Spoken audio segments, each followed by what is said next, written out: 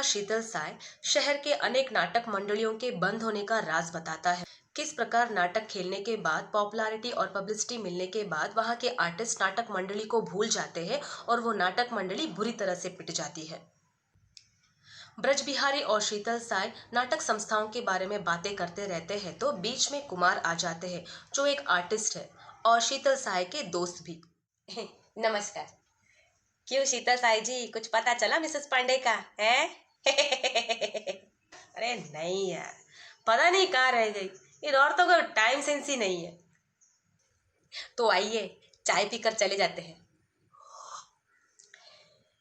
अरे यार, हम क्या नाई धोबी है? क्या हमने चाय नहीं पी कहीं? हम यहाँ चाय पीने के लिए आए हैं। मिसेस पांडे नहीं आती तो नारायण मिसेस सचदेव दत्त साहब या उनके सेक्रेटरी तो आ जाता। छे, कुमार तुम बैठो यहाँ, थोड़ी देर रुकते हैं, कोई आए तो चाय पी के चले जाएंगे। क्यों? लेकिन लोग पीने लगे हैं। मरबुक्के साले, तुम बैठो, तुम्हें हम लकी में चाय पिलाएंगे, चलोगे?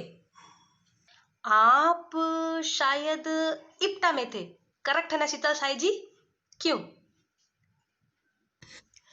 देखो ब्रज बिहारी जी, मैं नोटा और इप्टा दोनों में था, पर अब मैंने खुद की एक नई नाटक संस्था बनाई है। ओह, किस नाम से? आटा। है? आटा? आपने आटा का नाम नहीं सुना? क्या साहब आप, इलाहाबाद एमचे थिएट्रिकल एसोसिएशन या आर्ट सर्कल का जो नाटक था शहजादा सलीम जो बहुत सक्सेसफुल हुआ है, वहाँ के आर्टिस्ट हमारे आटा से ही है। आपको पता है आटा हमारे शहर की सबसे पहली नाटक संस्था है जहाँ पर हिंदी का मौलिक नाटक खेला है।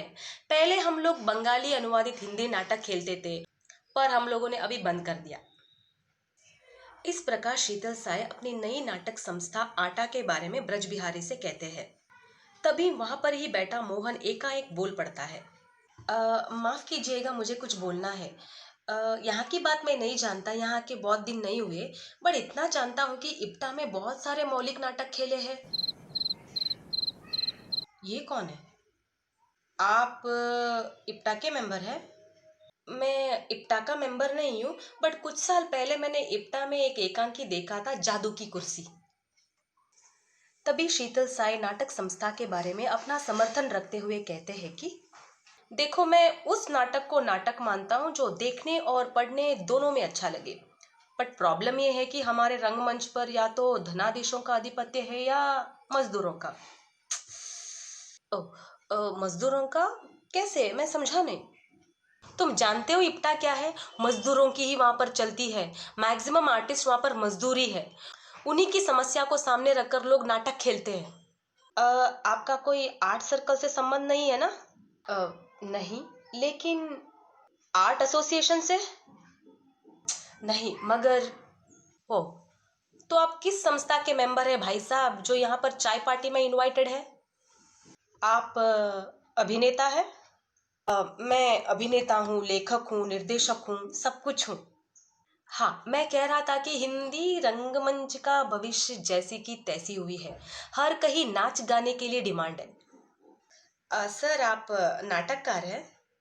इस प्रकार शीतल साय और मोहन के बीच रंगमंच आर्टिस्ट को लेकर चर्चा होती है।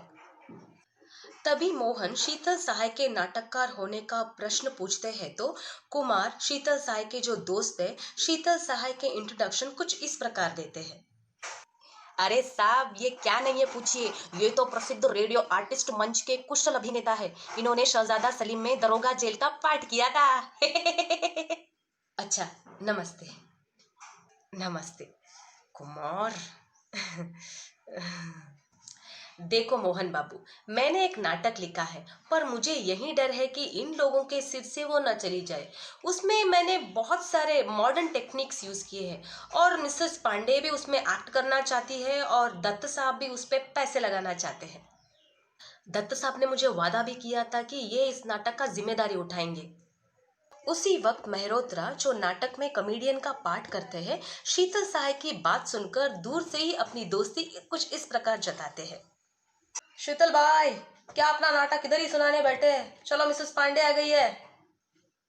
अरे शीतल साय, तुम्हारा नाटक सुन के सब लोग पारखी बन जाएंगे। पता है आपको, ये रोज शाम को लकी रेस्टोरेंट में कुर्सियां तोड़ते हैं। दूसरों का नाटक सुनना बुरा ना लगे तो लकी में आ जाया कीजिए। ये हर महीने एक बड़ा नाटक लिखते हैं। 2 नाटक खेल कर हम लोगों को बोर कर चुके, अभी तीसरे नाटक के तिकड़म में है। क्या मेहरोत्रा, हमेशा तुम मेरी तारीफ करते रहते हो।